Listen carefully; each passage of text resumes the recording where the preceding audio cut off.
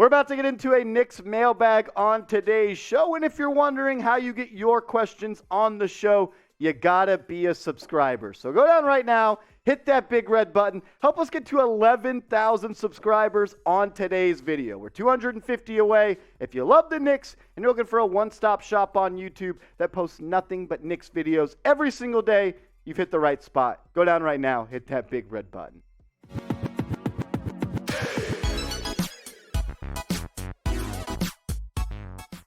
What up, everybody? Let's get it rolling with the question from one of the realest ones out there, Eternal Knicks Optimist. My guy, salute, bro. What up? He says, if the Knicks go into the season with a starting lineup of Brunson, Mitchell, Barrett, Toppin, and Mitchell Robinson, how many wins in what seed in the East do we get? I truly believe if the Knicks end up with the starting five that looks like this, of Jalen Brunson, Donovan Mitchell, RJ Barrett, Obi Toppin, and Mitchell Robinson, this is a team I think that can compete in the Eastern Conference. I think they could win anywhere from 45-plus games to 50 games. They won 37 games last year with Alec frickin' Burks and Evan Fournier as their starting backcourt. And if you replace them with Jalen Brunson and Donovan Mitchell, that's a big-time upgrade. I think they compete. They can win a playoff series. I don't know if they can go to the Eastern Conference Finals, but anytime you get into the playoffs, anything can happen. I want to ask you guys this question. How many games does this team win? I think anywhere from 45 to 50 games, and I don't think that's being any what of a homer. But I want to hear from you, all the real ones out there. Let me know, how many games does this team win? Next one coming in from Connor. What up, bro? Another real one. Would you trade 4 unprotected picks, plus the Dallas, Washington, and Milwaukee? So 7 picks if we get to keep Obi and Quickley. If we get to keep Obi and Quickley, would I include 7 picks? It's a good question. This is what that trade would look like. I'm assuming you would also want to keep Quentin Grimes, because I'm not going to give Grimes and 7 future first-round picks. But maybe you mean a trade like this, where the Jazz receive Fournier, Reddish, McBride, and 7 future first-round picks, 4 of those being the Knicks picks that are unprotected, and the 3 coming from the Mavs, the Bucks, and the Washington Wizards. And the Knicks, they get the Spider, number 45, Donovan Mitchell. I would do this trade.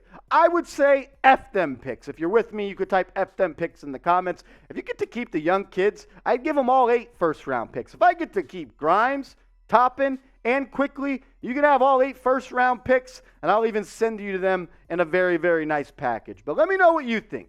Would you make this trade if you're Leon Rose the Don? Type A for accept, type D for decline. I'm curious what all you guys think. If you haven't yet, show me some love over on Twitter at @MarshallGreen_. I'm tweeting about the Knicks all day, every day, and I really only want Knicks fans to follow me, and I want more Knicks followers. So give me a follow at @MarshallGreen_, and I'll do this. Everyone that follows me from today's show, I'll make sure to follow you back. Just tweet me or DM me, let me know that you came from this video. Atlantic Lion, what up, fam? If we keep Quick in this Donovan Mitchell trade, does he win 6th Man of the Year? Or if we keep Obi, does he win Most Improved Player, assuming we trade Randle before this season begins? So let me answer this in a couple parts. If we keep Quick in this Donovan Mitchell trade, does he win 6th Man of the Year? I think he has an opportunity to be one of the best 6 men in the NBA. I'm just kind of concerned about the small backcourt of Quickley, Brunson, and Donovan Mitchell. I don't know how all 3 of them would do as a rotation, but Quickley is a baller. You guys know I love Immanuel Quickley. I believe he can be a starting point guard in the NBA. If he comes off the bench for this team, he's going to produce, no doubt. Second part of the question. If we keep Obi, does he win Most Improved, assuming we trade Randle? If the Knicks trade for Donovan Mitchell, Julius Randle will not be on this team come game 1. And if you keep Obi, he will slide into the starting power forward. And I think he fits perfect with the rest of this starting 5. He doesn't need the ball to be effective. He gets easy shots. He converts at a high percentage. He can hang out in that short corner. He's going to push the pace in the fast break. And he adds defensive versatility in a switch. He could definitely be in the running for Most Improved. If Obi's back and he's the starter, I'm expecting big things from Mr. Obi Toppin. But I want to ask you this question. Pick one of these guys to keep in a trade. I truly believe in a Donovan Mitchell trade. It's unfortunate, but one of these guys is going to be packing their bags, heading to Salt Lake City, and that sucks for them. But let me know. Pick one of these guys to keep. Type 1 for Obi Toppin. Type 5 for Immanuel Quickley. Knicks Truth, what up, my guy? If we don't get Spida, I think we should just stand pat until deadline and then assess our situation again. What do you think?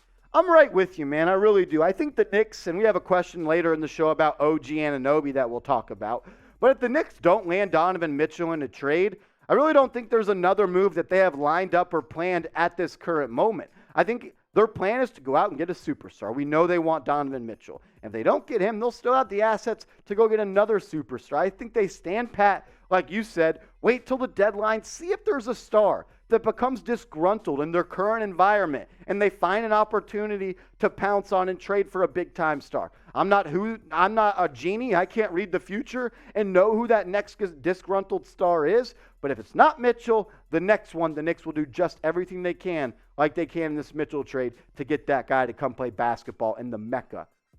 That's right.